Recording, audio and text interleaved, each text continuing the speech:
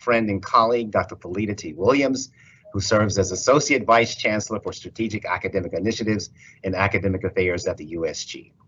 My name is Archie Irvin, and I have the privilege of serving as the Vice President for Institute Diversity, Equity, and Inclusion and Chief Diversity Officer at the Georgia Institute of Technology in Atlanta, Georgia.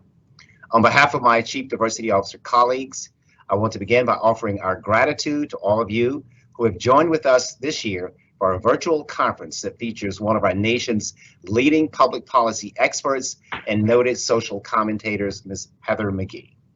For more than a decade, this annual event has been the premier professional development event for diversity and inclusion professionals in the USG, and has offered the same for our presidents, provosts, and senior USG leaders who are true supporters of our goal of ensuring that we educate all of our citizens of Georgia. Over the past 4 years, one of our ardent supporters of this annual event has been Dr. Tristan Denley, who is Executive Vice Chancellor and Chief Academic Officer at the USG. He has attended our event for the past 4 years consecutively. Regrettably, he can't be with us today due to a family matter, so our thoughts are with him and his family. Before I ask my colleague to introduce our guest speaker for today, I want to inform all of our colleagues in the USG about another professional development opportunity that I encourage you to explore and to learn more about for possible engagement. Over the past 12 to 18 months, we have reinvigorated the Georgia Association of Diversity Officers in Higher Education. This is a subgroup of the National Association of Diversity Officers in Higher Education. Next Monday, we will offer an opportunity to gather at a virtual lunch and learn, where you can come and learn more about what GADAHE is doing. You can network with colleagues across the USG system and the state, and spend time developing your craft as diversity professionals. We hope that we can see you there, and we'll put some information in the chat about how to sign on to that event on next Monday, the 1st of November. And now, it is my great honor to introduce my colleague, Dr. Pablo Mendoza, who is Director of the Office of Diversity and Inclusion at the University of North Georgia, and ask if he would introduce our guest speaker for today. Dr. Mendoza? Good morning, everyone. Good morning, everyone. Ms. Heather Mcgee holds a bachelor's in American Studies from Yale University and a Juris Doctor in Law from the University of California, Berkeley. Her writing and research on debt, financial services, regulation, retirement, and inequality appears in numerous outlets, including the Wall Street Journal, USA Today, the Detroit Free Press, and CNN. Her book, The Sum of Us, recommends a path forward for our country that is both multicultural and optimistic. Her Sum of Us TED Talk has been used in many college classrooms around the United States. Please welcome Ms. Mcgee. Well, thank you so much. I'm really just honored to be with all of you. You are people who have dedicated your careers to education, and to not just any kind of education, but the most fair and just and equitable education, and making sure that all of our children have what they need to thrive and solve problems together. Because that's really what a diverse educational setting teaches students. It teaches them how to see the world through multiple perspectives, how to solve problems, how to unlock what I describe in my book as the solidarity dividends, these ideas of these gains that we can achieve, but only by coming together across lines of race. So I salute you, particularly after 2 years of very challenging circumstances for administrators and educators of all kinds across the country, and really do hope that you and yours are well. So I am going to talk for about 20 minutes or so about the journey that I took over the course of 3 years to write The Sum of Us, what compelled me to take that journey, what I learned, the insights that I was able to glean, and how I think they might be applicable to the issues that your communities are facing today. And then what I'm really excited for is a dialogue. We'll have a dialogue and then be able to have audience questions. So I just want to make sure that everybody can hear me okay, and before I launch in, that there aren't any other technical issues or anything. Okay. All right. Hearing none. Here I go. Happy Halloween, everybody, by the way. As I was dropping off my toddler this morning at 3K, he was dressed as a pirate and he reached into his pocket and pulled out an extra eye patch and said, Mama, you need this for your work today. Chuckling to myself, imagining showing up on this Teams meeting with an eye patch. Oh boy. All right. Well, I want to tell you about this journey. So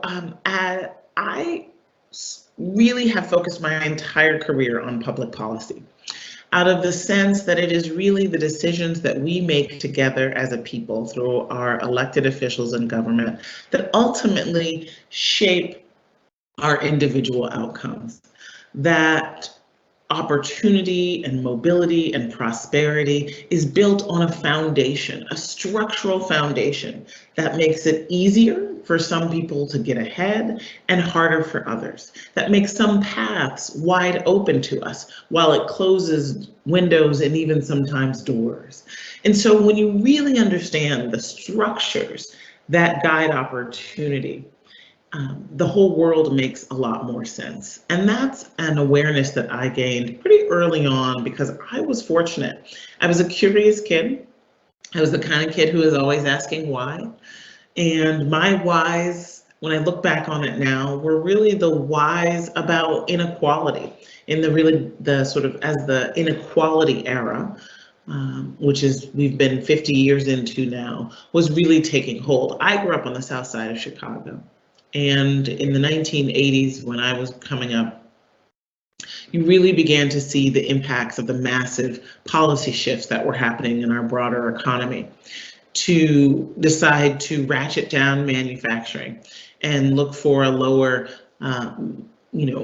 cost of labor in the South in many instances, and then further south overseas. It was reflected in the cuts to public services and to government. And it just so happened that those two sectors, public sector work and manufacturing, were the sectors that had helped to build a hard-fought Black middle class on the south side of Chicago. And so you really began to see, when I was a child, the signs of that falling apart. And so I asked why.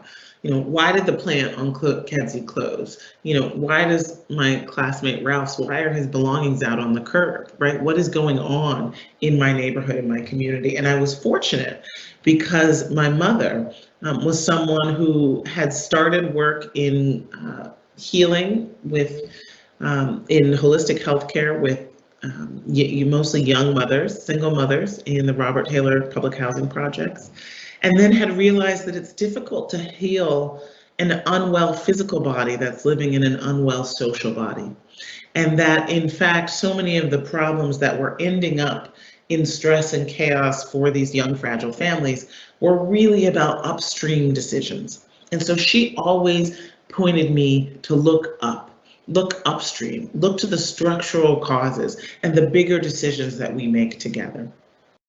That's why I've always been interested in public policy, in seeing how, for example, we are having this conversation at a moment when the US poverty rate is the lowest it has been on record.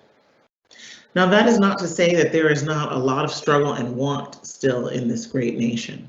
But we as a nation made a series of policy choices during this pandemic to fix our unemployment insurance so that gig workers could be eligible, to fix our SNAP formula, to create stimulus payments and the child tax credit, all of which have come together, eviction moratoriums and foreclosure moratoriums have come together to create a more solid floor. And what that means to me is it's a reminder that poverty is a policy choice.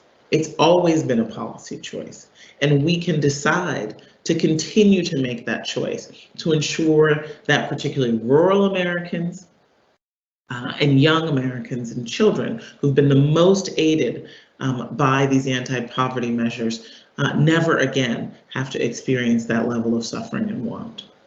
So that's why public policy. And I was lucky enough to have get an entry-level job at a startup public policy research and advocacy organization, fresh out of undergraduate, and really grow up with the organization, to go to law school, then come back, and to become the first woman, youngest person by about a half, and the first person of color to lead the organization after two older white male presidents.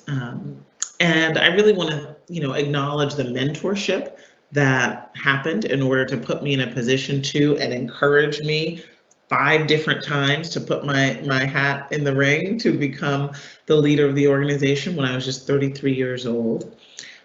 Because this is something that matters, of course, to you all as professionals in diversity and inclusion, I should note that when I became the president of DEMOS, of that public policy organization, I was the only person of color on the executive team, on the 6-person executive team, and the organization was 75% white. And I had nonetheless, really, as I said, grown up with the organization. So I truly did experience, sort of a double consciousness of feeling very close to and enmeshed in the culture of the organization, but also knowing that it needed to transform. Not just because it had a Black woman leader now, but because our lack of diversity and our lack of staff-wide understanding about the role of race in the work that we did was lessening our impact. And so I set out to design a multi-year racial equity organizational transformation process for my little organization.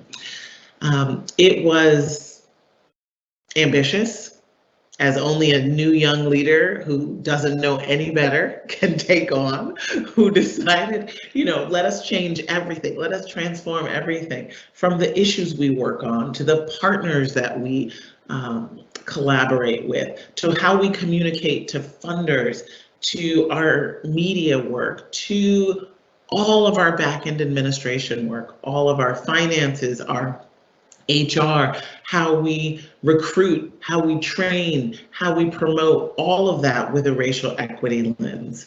And it wasn't easy and it wasn't always perfect, but in the end, after 4 years, the organization had doubled in size in terms of revenue. We had become a 60% person of color organization from 75% white. And we'd done that mainly through growth. And we had, more importantly, I think the piece that really gives me the most pride looking back on it now is that the 75%, white staff, most of them stayed, and they were deeply grateful for the investments in their own education. They felt like so much of what we began to learn to really understand the role of racism in inequality and in the work they were doing was a gift. That was the word we heard over and over again, that people felt like they'd been robbed of their shared history. They felt embarrassed and sometimes outraged of how little they knew about the history of their community and their country, and even the issues that they considered themselves expert on. Once they took off the blinders and were able to see the role of race and racism, they felt empowered, they felt smarter, they felt like they could make more strategic decisions. So nonetheless, I am not talking to you as the president of DEMOS. So something happened. And I decided in 2017 to leave what in many ways was my dream job, and to go across the country multiple times, from California to Mississippi to Maine and back again, to try to answer a question that became the heart of my book, The Sum of Us. I should note, and a little bit of Georgia pride, that the current president of DEMOS is none other than Taifa Smith Butler, who for many years was the president of the Georgia Budget and Policy Institute, and is a wonderful policy expert who is now leading DEMOS and its focus on racial equity and addressing inequality in our economy and our democracy. So just a quick shout out to the GBPI and to Taifa Smith Butler. So this journey that I took was really, for me, about trying to answer a simple question. And that's the question, why can't we have nice things in America? And by nice things, I don't mean hovercraft backpacks or laundry that does itself, both of which would be great and fun. No, I mean things like wages that can keep workers out of poverty, reliable modern infrastructure in the country whose infrastructure used to be the envy of the world. I mean nice things like universal child care and paid family leave and a well-funded public school in every neighborhood. These are the kinds of things that our country should be able to afford, that countries with a lot less wealth than ours have been able to deliver for their citizens, and yet somehow we still fall short. And when I think about the we who can't seem to have nice things, I mean both the we, that is the white Americans who are the largest group of the uninsured and the impoverished, as well as the Americans of color who are disproportionately so. And in trying to answer that question, I came across three core insights in my journey. The first is that our progress to a large degree is being held back by a story. And that's a zero-sum story. It's a story that many people in the US tell themselves about how we relate to one another. It's the idea that we're trapped in a zero-sum game, that there's a fixed pie of well-being. And so if I get a bigger slice, somebody else must get a smaller one. It's the idea that is actually quite racialized in the US, according to the data. It's a sense that there are racial and ethnic groups that are competing for status, belonging, and hierarchy. And it's racialized, interestingly, because white Americans are more likely to see the world through this zero-sum prism, more likely to be convinced that progress for people of color has to come at white folks' expense. I think it's interesting that folks of color don't tend to believe that our progress has to come at white folks' expense. Now, I want to remind everyone that the zero sum economically is an untrue story, right? That in fact, in any economic game, you don't want to be rooting against anybody, right? You want all your players on the field scoring points. You don't want anybody sidelined due to debt, discrimination, and disadvantage. That's how you score more points, all the players on the field. And in fact, the racial economic divide is costing this country's economy, and it has been for a long time. Citigroup calculated that over the last 20 years, our overall US GDP, our gross domestic product, the biggest measure of our economy, has lost $16 trillion due to the black-white divides in things like income, education, wealth, and business investment. The Federal Reserve Bank of San Francisco calculated just last year that if you add a gender lens onto that and you calculate the overall cost to our economy of the gap between white men and everyone else, that's $2.6 trillion just in 1 year that we could have had a bigger economy by, that we lost that potential.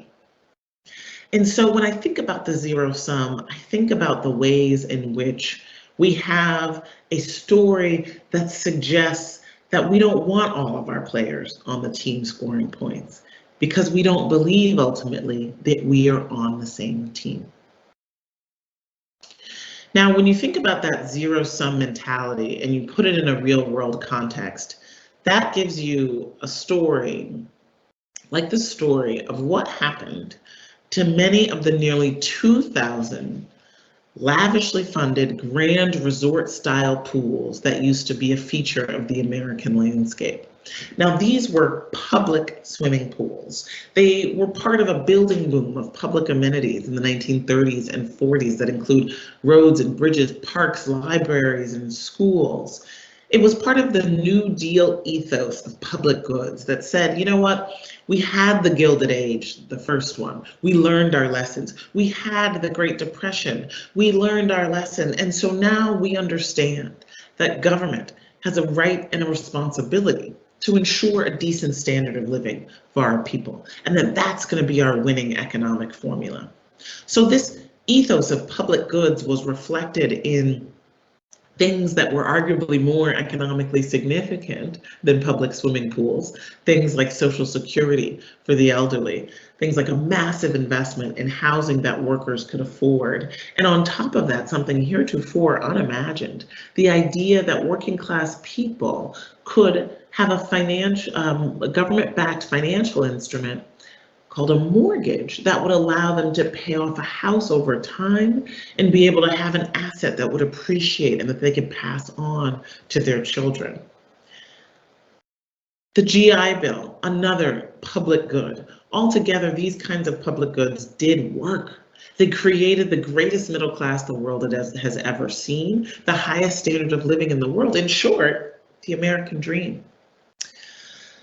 But, my friends, to a degree that even I was not fully aware of before I started the research for my book, The Sum of Us, those public goods that I just described weren't truly for all of the public.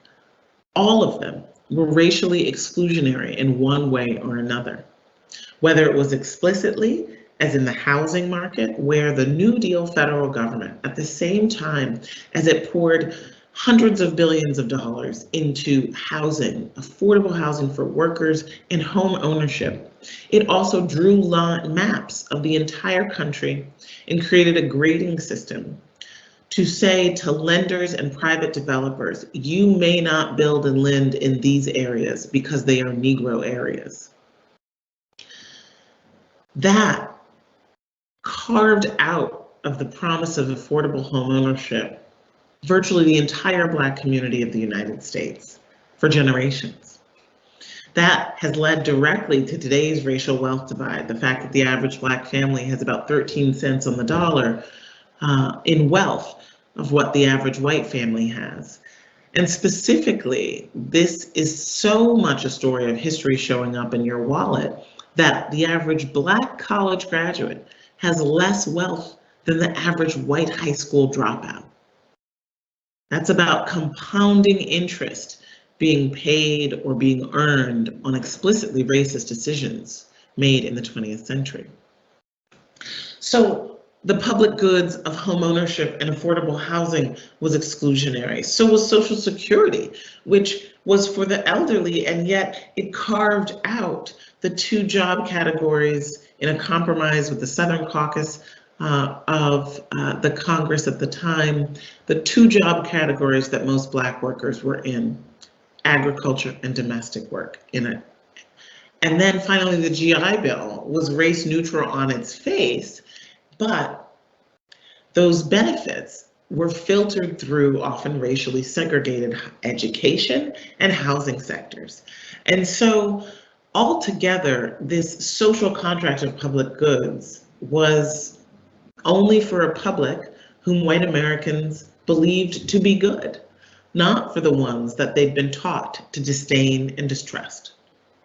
But once in the 1950s and 60s, the civil rights movement began to empower Black families who were saying, you know what, those are our tax dollars too that have been funding those public goods all along. And in the case of the swimming pools, we want our kids to swim too. Towns and cities across the country, and not just in the Jim Crow South, faced a decision. Would they integrate the pools? Would they allow public goods to be truly for everyone? Many decided no, that out of this zero-sum mentality, they'd rather destroy a public good than share it. So many towns across the country drained the water out of their public pools, filled them in with dirt, buried them over. In Montgomery, Alabama, where I traveled for the book, there's a huge, beautiful Central Park, but in the middle there used to be 1,000+ person swimming pool, one of the biggest in the region. And effective January 1st, 1959, it closed. And they closed the entire Parks and Recreation system and closed it for a decade. Now, why is this story both a story and a bit of a parable about the drained pool significant to someone who studies economic policy?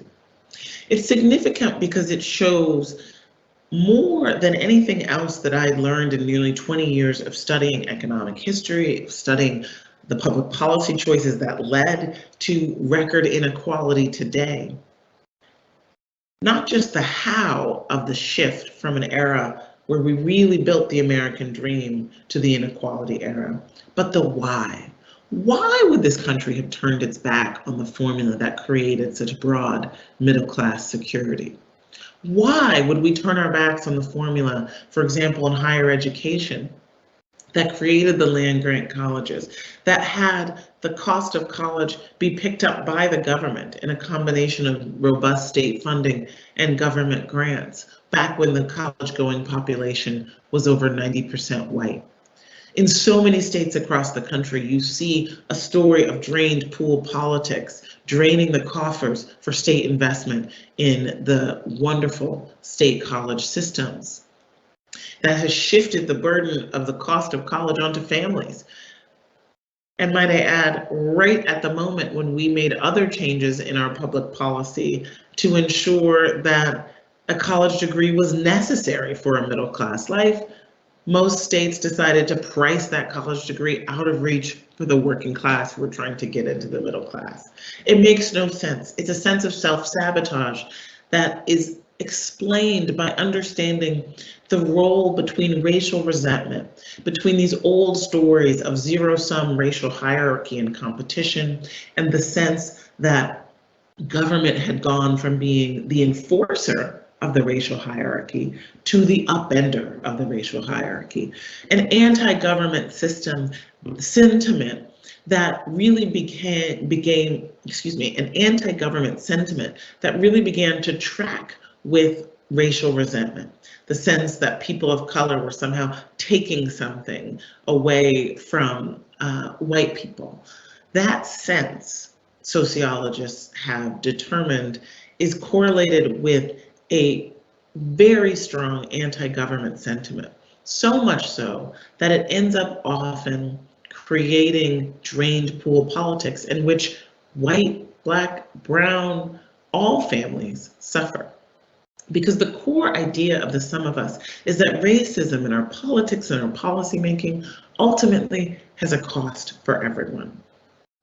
Now, you can read the book yourself and see all the different other examples that I found in our public policy, this core dysfunction. Whenever you're scratching your head and saying, why does it seem like we can't fix this problem? Why does it seem like this big collective action problem that needs a big solution, that is a common problem for millions of people, and there must be common solutions when we have been unable to come together? It's often because that coming together would require bridging across lines of race and require believing in the vehicles for collective action that would make people swim in the same pool. Now, nonetheless, fortunately, I also discovered in my journey plenty of signs of communities rejecting the zero-sum lie, being willing to link arms across lines of race, and thereby unlock those solidarity dividends, those gains that we can only achieve when we come together. You know, I think about how important collective action is. You know, I can recycle all I want. I can't stop global climate change on my own. You know, I can tutor my son.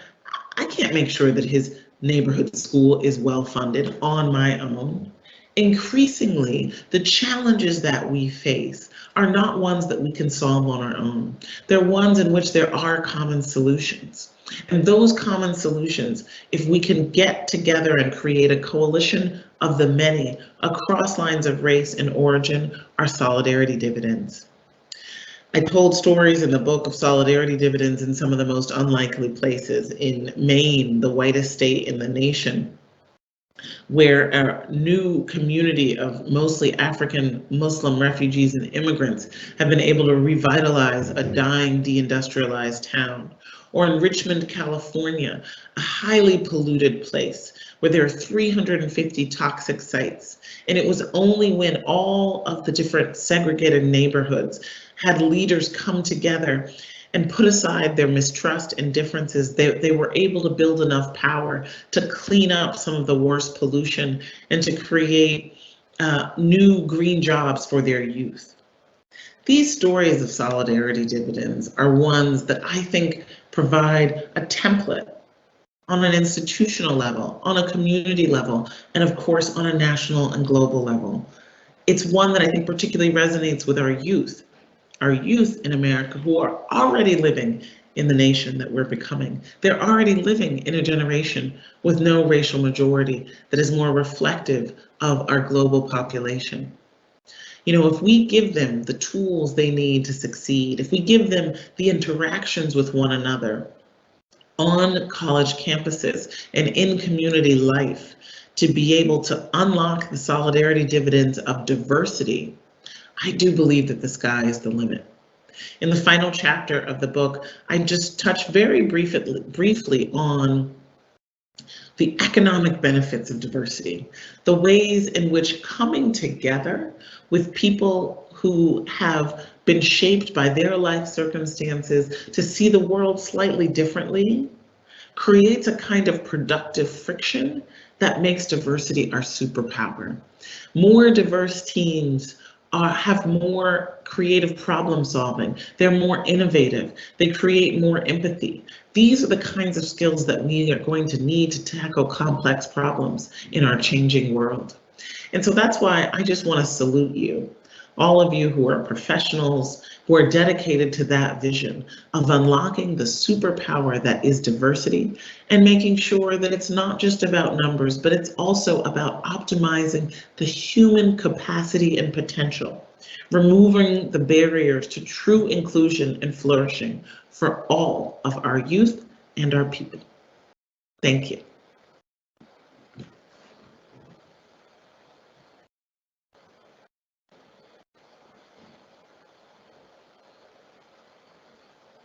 Well, now I'm really excited to take questions.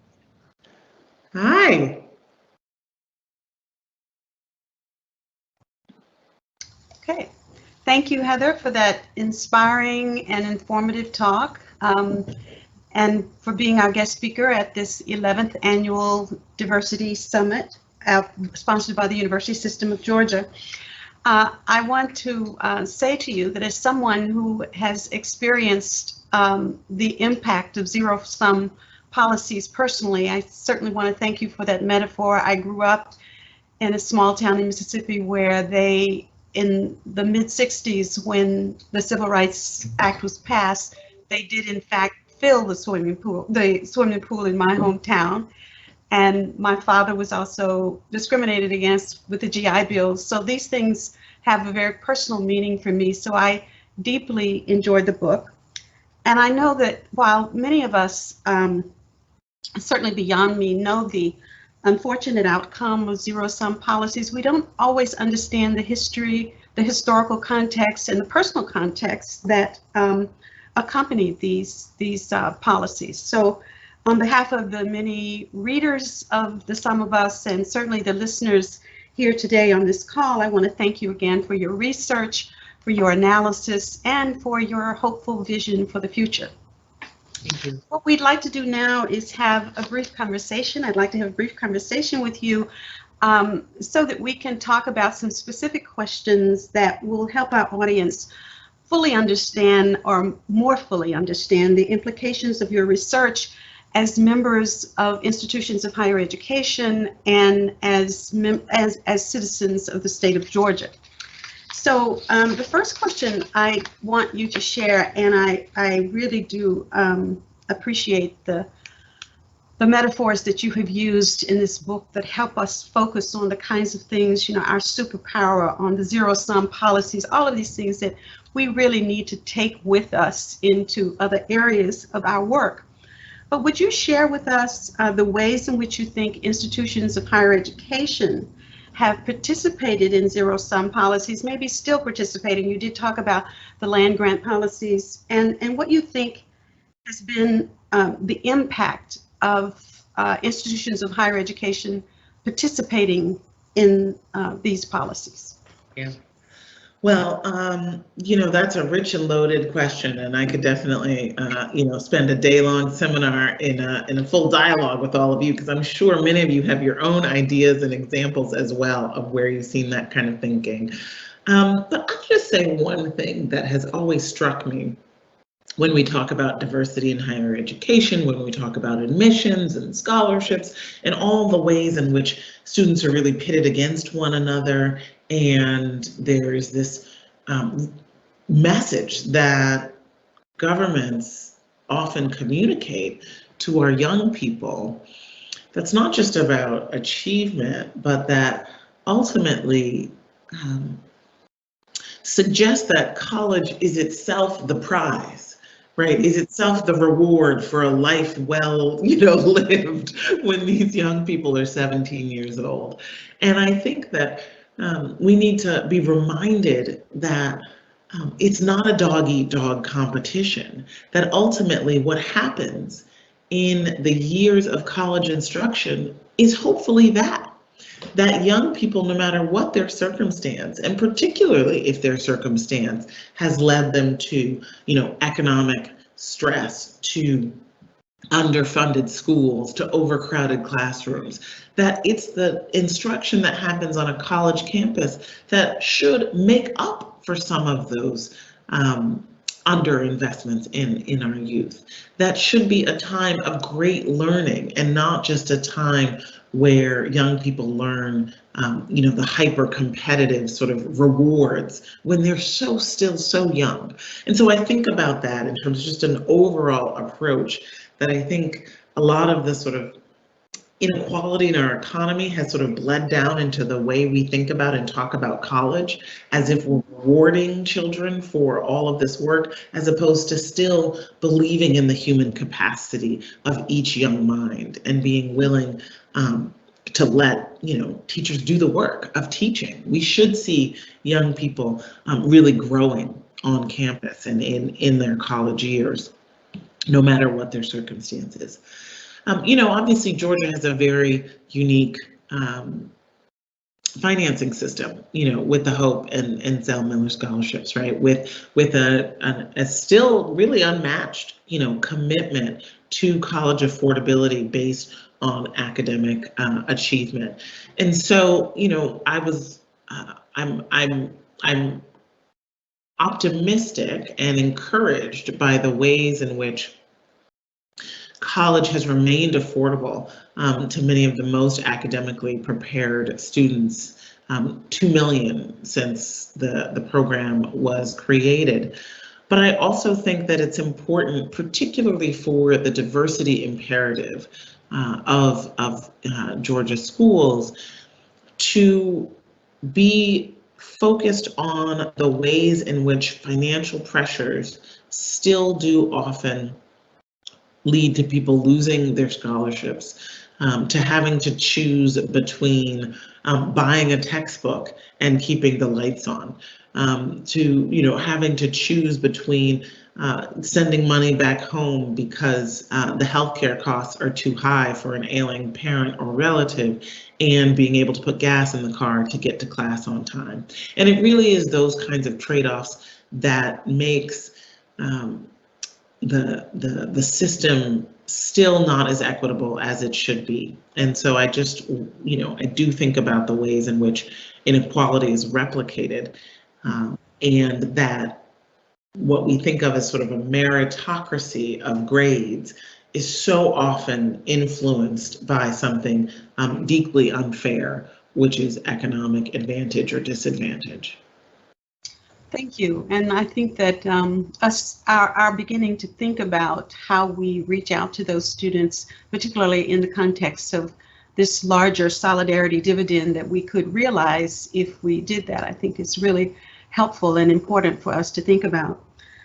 You state in your book that the time has come, and I think you are indicating that and implicating that in this first answer, that the time has come for to move away from zero-sum thinking.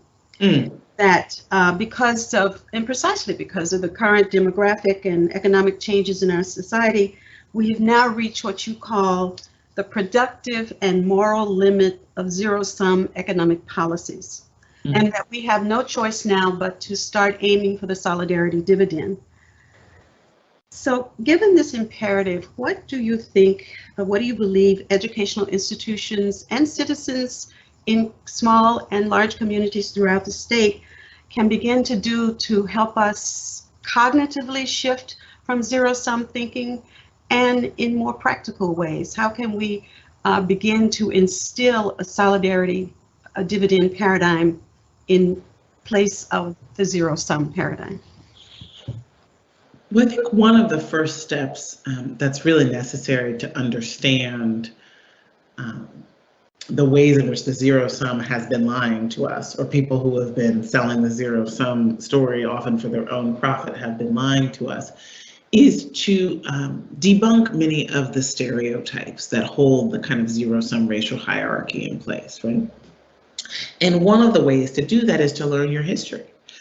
So for example, when I give the often, for many people, jaw-dropping fact about the Black college graduate on average having less wealth, that's home equity, savings, stocks and bonds, liquid savings and assets, less wealth than the average white high school dropout, that challenges our stereotypes. Where we see racial economic inequality across our landscape, we see poorer Black neighborhoods and wealthier white neighborhoods, and we think, well, there's something about hard work or effort or even jobs and education that is explaining those disparities.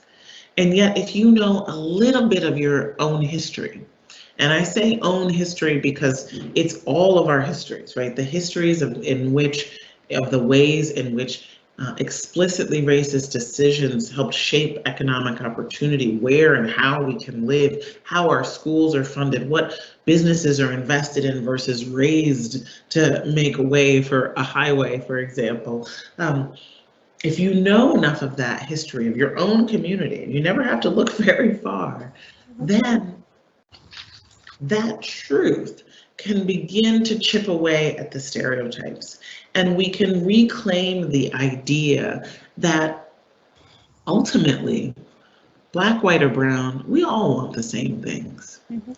We all want to be secure, to have enough to meet our basic needs, and a shot at fulfilling our dreams.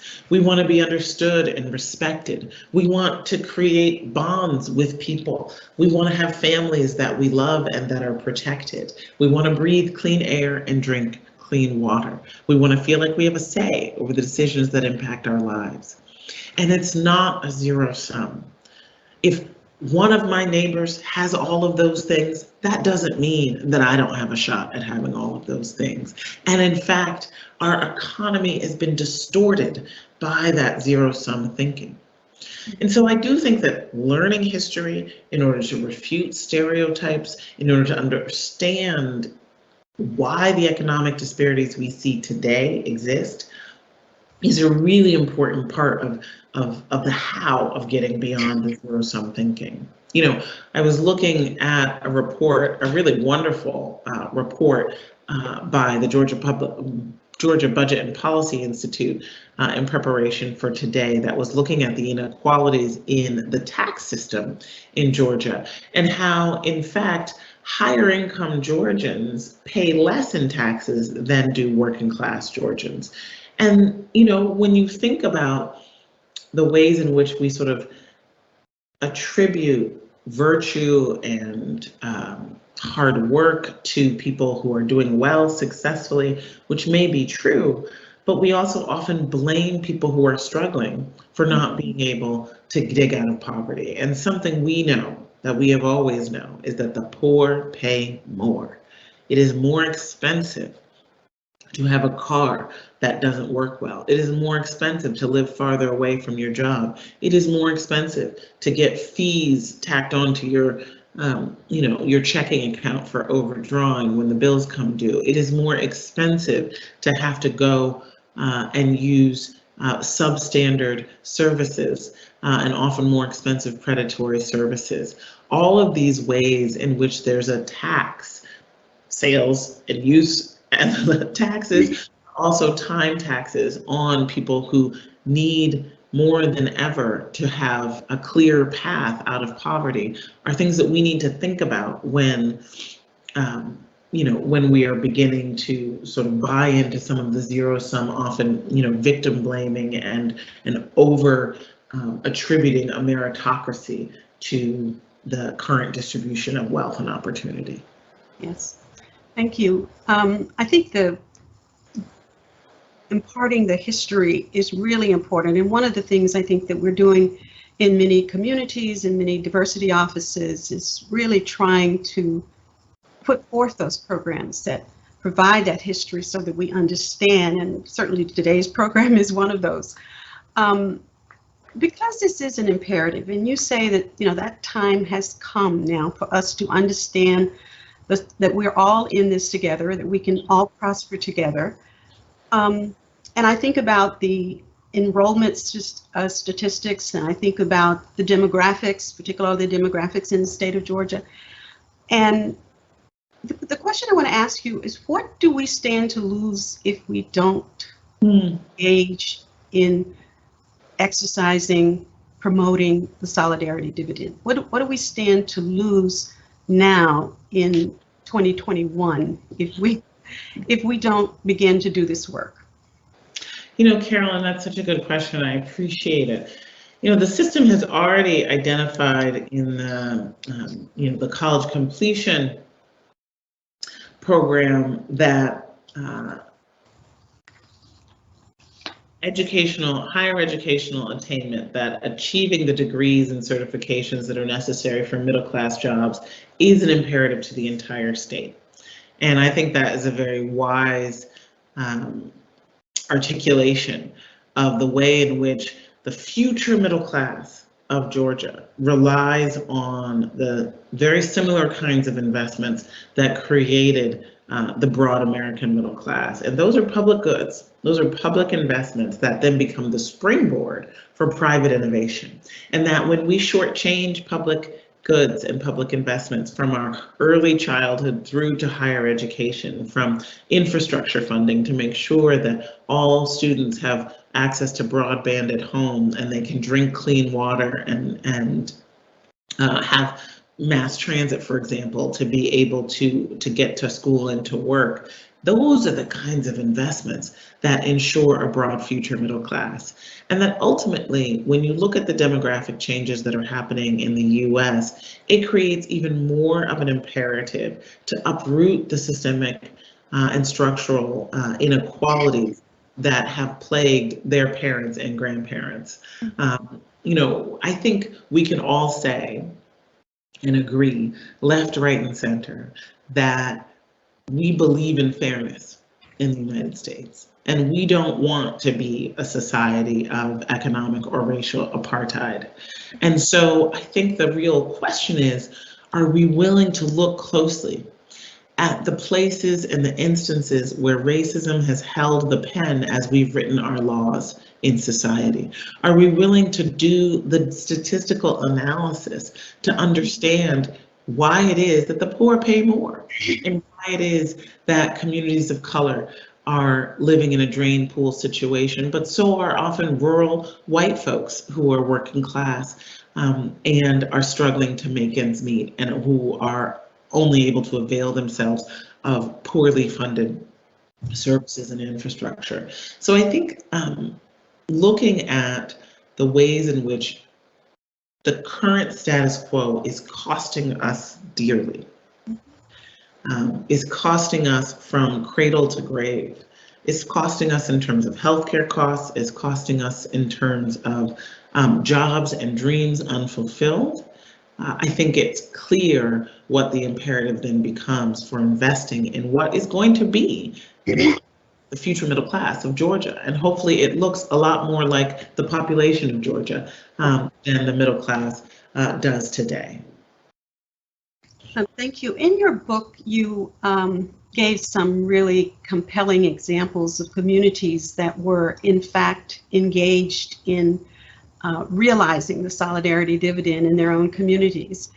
And I'm just wondering whether there are any examples of institutions of higher education that are doing that. I mean, I know that you can, this is another one that you can probably talk about for a long time. And what we're trying to do often is to find ways to make that shift, to engage our students and our larger college communities and the communities around the state in programs and educational opportunities that help them buy into the solidarity dividend. So are there any examples, and if there are none that you know right off, that's okay, we can go to the next question, but I was just wondering whether there is any model out there that you have found particularly appealing. Yeah. Well, you know, it is interesting if we think about the solidarity dividend of college completion within the campus, right?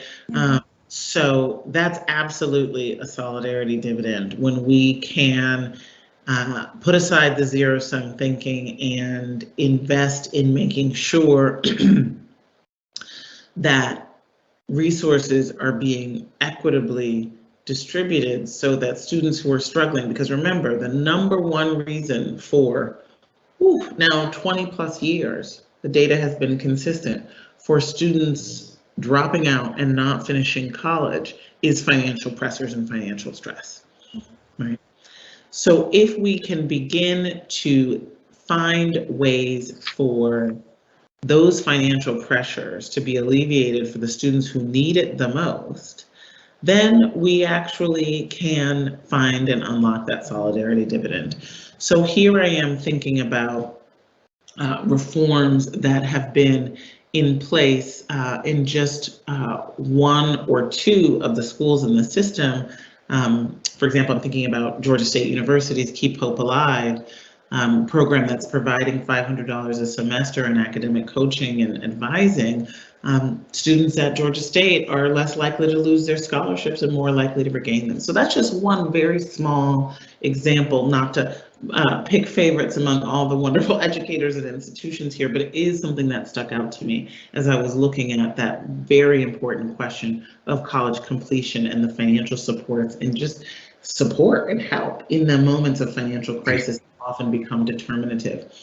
More broadly, I think that opening up the doors of the colleges to the community through mentorship, through making sure that public programming is truly public and that community members beyond the towers and the gates can have access to them, to partnering with businesses. For example, you know, today, breaking news that 1 out of every 3 cybersecurity jobs in the country is unfilled, and Microsoft plans to try to hire 250,000 more cybersecurity workers in the next few years. Those kinds of partnerships that understand that there's a benefit to education and benefit to the local community and to our communities, in this instance, our national security, to having a kind of a win-win model.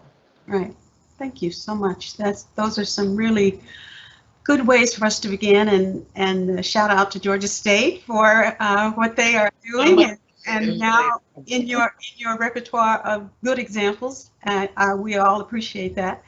This was my last question, and because more than half of the book outlines the negative impacts of those zero-sum policies, but you have a good share of the book where you talk about the hopefulness that's out there, you know, the solidarity dividend, that it can happen, and you give some really inspiring examples of that happening. So the question I have for you is, why are you optimistic? Tell us why we should believe that we can achieve with what we know in the current realities. Why that we can believe that people won't put dirt in the swimming pool? Yeah. So I think I'm optimistic for a few reasons. Some, purely kind of data driven. Right? We are all living in the bottom of the drain pool now, right? We are in a society right now where 1% of the population owns more wealth than the entire middle class, while 40% of adult workers before the pandemic were paid too little to meet their basic needs for things like health care, housing, and food. The economic stress that most working and middle class families are facing is creating a sense of shared struggle and common bond. That means that we all have a stake in refilling the pool of public goods. And, as I think about all the parts of the agenda that's being debated in Washington right now, the Build Back Better agenda, it's kind of the list of those nice things that I said that seems to be elusive. And that's why it's, popular with a bipartisan majority of voters, And so this is the kind of thing that actually unites families across lines of race. Do we have pre-K and childcare expenses capped at 7% of our income? Hey, everybody can get on board with that. Employers can get on board with that because they have realized that, as the kids are running past the Zoom and as, service workers are not able to get back to work because there's nobody to safely watch their children, that care is the kind of work that makes all other work possible. So those kinds of things are solidarity dividends. And so the ways in which most Americans are understanding that we've tried it all on our own as much as possible, it's just not adding up. And actually maybe we need some common solutions to these common problems. That makes me hopeful. What also makes me hopeful, not on a sort of, kind of evidence-based and evidence basis, but really almost a spiritual basis, is my understanding as the descendant of enslaved people on both sides of my family, that we've always had hope. We've always had to have hope. That my ancestors faced so much more and had so much less with which to face it. And they didn't despair. And because they didn't despair, we are here. That makes despair simply unavailable to me. I simply can't access it. It's too far out of reach for me. If I ever try to reach for despair, my great-grandmother Flossie Mcgee, who lived to be 105 years old, would come down and smack my hand out. She used to say, you draw back a nub, reach for that. So I do believe there's something that we need to tap into, and it's not just for African Americans. So many people are here and where they are because of the hard work of their ancestors, and so we really do need to remember that it is not worse than it has ever been. There's more internet than there's ever been. There's more pollution in the air, more carbon pollution, greenhouse gases in the air. But other than that, we still got hope. Yes. Well, that's a beautiful answer to that question, and I'm sure many of us are inspired by that. We have a large audience, Heather, who is waiting to have their questions answered, and I'm going to shift now to Dr. Michelle Garfield Cook, who is the Vice Provost for Diversity and Inclusion at the University of Georgia, and I will send it over now to you, Dr. Cook. Thank you so much, Dr. Denard. And thank you so much, Heather, for your engagement in this conversation. It has really been incredibly fruitful. But as was mentioned, we do have several people watching who have some questions. So with the assistance of my colleague at Kennesaw State University, Dr. Sonia Tosin, we're going to try to present some of those questions.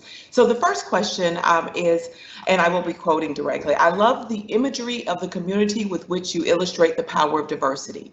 Do you have an example of that where the majority of the diversity is not an immigrant community? I believe that immigrants may be closer to the possibility of that kind of community, whereas those who've had generations of pain may not be, because of the understandable healing that needs to happen. So this is really real. I'm just going to be very frank in the response to that very insightful question.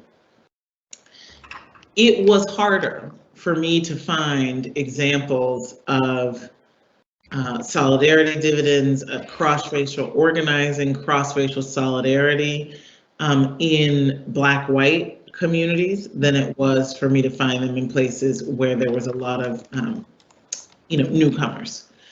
And I think, for a lot of the reasons that the questioner named, the wounds are older. Anti-Blackness specifically is its own particular American poison. And yeah, that said, I'm right now back on the road, which has been very interesting. I've been taking a number of trips to really focus in on storytelling about the solidarity dividend. The book, The Sum of Us, includes, as my editor said, you tried to swallow the ocean. I'm going all over talking about so many topics, but I have an opportunity right now to do a podcast, an audio series that is specifically just focused on telling stories of cross-racial solidarity and telling stories of community, some from the book and others that are new that I've discovered since then. And there I have really focused on trying to find out if it's possible and what does it take to really create that kind of community healing and the kind of solidarity that's really necessary, even in some of the toughest places. So one of the stories that we are going to tell is the story of the defeat of a pipeline in Memphis, Tennessee. That was absolutely a story of cross-racial solidarity and people coming together and fighting, a powerful, interest that was really threatening, the clean water of the mostly Black community in this part of Memphis. And it was really about Black organizing in solidarity with, white folks and Indigenous folks from the community. And so the Fight for 15 story in various parts of the country is very much a story of Black workers in the service and retail sectors, fast food, really standing up against the kind of, wages that ensure that people are kept in poverty. And there really are ways in which history rhymes with today's very low federal minimum wage. I know that in Georgia it has the distinction of being even lower at just $5.25. And I always think when folks start out at being paid $0, to get to $5.25 by 200 years later is not enough progress. Great, thank you. Thank you so much for that response. Another question that came in is, how would you help people unlearn the zero-sum game when those individuals are holding on to confirmation bias? Well, I'll acknowledge it's gotten tougher, right? It is, since I finished the book, I finished the book about 9 months into the pandemic, 6 months into the pandemic, and the way in which shelter in place and being at home has put people even further into the internet wormholes, the ways in which, as we are learning, it seems like more blockbuster reporting and whistleblowing day after day, just how much it's not just us, we're not imagining it, the internet is making us angrier. That in terms of, monetary value, that saying, a click that is an angry emoji, right? That an angry reaction is 5 times more profitable for Facebook than a like. That we are really being sold hate for profit. And that the degree of disinformation and misinformation has made it much harder for us to see one another and us to not believe that, the worst about our neighbors. So that's real. I'm not going to sugarcoat it. At the same time, the fundamental power of relationships has not disappeared. And one thing that I would say is it's been difficult, as people have sort of gone into their corners, to keep dialogue with people who see the world slightly differently. And I would encourage us all to have the courage of our own convictions and the trust in humanity that we would like to see, in the world, to reach out and to try, once a month to talk to somebody who doesn't agree completely with you about the way they see the world, and to do so from a place of listening and compassion. And I personally find it's easier for me to have the grace that is necessary to actually communicate and listen deeply if I remember how much folks are being sold zero-sum ideas for the, at profit to somebody else, right? And ultimately, the person I'm talking to is buying something, right? They're not manufacturing it, they're selling it, they're buying it, and that makes me feel a little more grace towards, folks who may see the world differently than I do. Thank you, and thank you for that very specific thing we can do. And I think that focus on grace is so needed in society right now. The next question is, how can we move beyond checking off the diversity box in higher ed job searches to truly bring equality and diversity to administrative and teaching structures in the academy? Mm-hmm.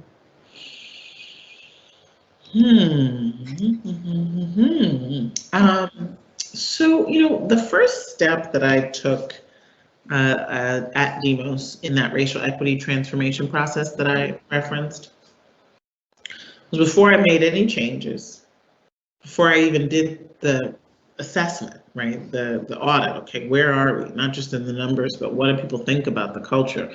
Who's here? Who left? What is the experience? What are the change points that we need to identify in order to set goals? Before I did any of that, I remember very vividly, I think I was on a train maybe going to DC, and I just sat and I wrote down why it mattered to Demos. Not because we're good people, not because of another unarmed man being murdered by the police, not because of anything else, but because of the mission that already brought everybody to the organization. Why is diversity, equity, inclusion mission critical? And once I articulated that in fact we could not, as an organization that was trying to combat inequality, achieve our mission if we didn't have a staff that was as diverse as the people that we were looking to serve, if we didn't have equitable structures to be able to get the most out of that diverse staff and to experience what it's like to address inequality even within your own institution.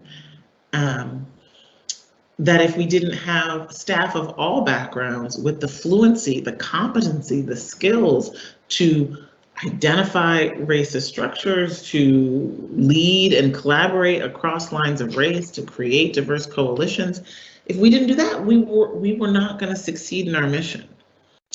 And I think so often when you skip that first step and you don't really do the work, and so I wrote that, shared with my executive team, and then we had each team, finance team, the legal team, the research team, do their own versions of what is the racial equity rationale for this team. And they debated it and they wrestled with it and they had drafts. And then they came up with language and, it was all over the office. And we spent that time so that we really felt that it was as important as the other things we were doing. And it wasn't just checking a box where we're kind of like, I don't really know why we're doing it. We kind of do it because we're supposed to do it. I don't necessarily think it'll be better if we do it, right? We really dealt with those challenges first and foremost. And I think that helped. And I would say that's one of the pieces, right? Can you really articulate why it's so important to have, an administration that looks like this my screen right now, when the student body looks like it is, when the state of Georgia looks like it is? Why is that important pedagogically? Why is that important in terms of the future of the institution? If you can articulate that, and if leaders can over communicate it. Any kind of change you want to make as a leader, you need to communicate it 10 times more than you think. Then I think it will move beyond checking the boxes. Great. Thank you. Thank you. That is great. The next question. In many large public university systems, like the University System of Georgia, much of the emphasis or many of the resources are put into the large flagship institutions that have competitive admissions. And while smaller regional institutions that serve huge numbers of students from underserved, lower socioeconomic groups, and have high numbers of first-generation undocumented students, receive significantly fewer financial and personnel resources. How can we help those students to succeed when power and privilege is literally built into the structure of public university systems? Yeah. So I think this is a really great question. I'm sure it's not the first time you all have considered this and talked about this. I think this is an instance where it's really important to challenge the zero-sum thinking that says that we need to have this hierarchy and that we need to concentrate the resources, and that it is not in the interest of the flagship to have more thriving, regional and smaller schools, right? So if you take that model, I think it's really important to, develop a case that says, why it's important for the flourishing, not just of the regional schools, but of the entire system, to make sure that we are creating student success for the students who need it the most. And that education itself, higher education itself, becomes a transformative experience for people all over the state, and not just this prize up on a, city on the hill of the most elite. Why is that in the interest of the entire system? Are we, talking about the fact that the faculty of the flagship could be coming from today's young people? Are we talking about the fact that honestly, this is purely not political in terms of partisanship, but in terms of, just what drives politics in systems, as education becomes more and more unaffordable and elite and competitive, you get the large population saying, well, why should we support that at all? If that's just for the very tip top, and it's not for my kids, and it's not benefiting my rural community, why should we support that with our tax dollars? And so I think we do need to make a systems argument for why equity is good for the whole system. And that equity does include equity in terms of the resources within the system. Great. Thank you so very much. I believe, Dr. Williams, that we are at time. We are, unless Ms. Mcgee is going to grant us more time. I'm sure everybody has another question they'd like to ask her, but we are at the time. Well, I appreciate this so much. I would be happy to go on, but I also acknowledge that oftentimes people have Zooms backed up. So it's not just my time. You all are very busy too. I really have, enjoyed this conversation, have really enjoyed the thoughtful audience questions, some of the best I've ever had, in fact, as well as the dialogue with you all. It's really just been a treat and has warmed my heart this Friday morning. And I want to thank you all for inviting me to be a part of this 11th annual, if I'm not mistaken, summit. For the many of you who have read the book and who have, incorporated the ideas and debated them in community, one of my big visions, my big dream when I set out to author this book was to have people in groups and in communities read it together and debate it and find some way to have a kind of shared story about the harms of racism to us all, as a way to get on the same page so that we can begin to turn the page and rewrite the story of America for a stronger, more prosperous future for everyone. So thank you for doing that. Thank you. All right. we want to thank our speaker, first and foremost, Heather Mcgee, for such insightful and timely comments. We want to thank her for engaging us in such a wonderful and thought-provoking conversation and for spending this time with us here today. Certainly, we want to thank the University System of Georgia for their dedication to this work and for hosting this summit over the years. I would be remiss if I didn't thank my fellow CDOs who have co-hosted this event with us. Thank you for your time and your efforts. And of course, I want to thank each and every participant that is here today for your work and your commitment to this work over the years. As we close out today, I want to give you another reminder that you've heard about. Earlier today, you've heard that there will be a GADAHE meeting on Monday, November 1st. You should be receiving an email about that, but that's another opportunity for us to continue the conversation, for us to engage in networking and learning with our colleagues. So we certainly do warmly invite you to attend that event. We look forward to seeing you there. And with that, we want to thank you and give you your afternoon.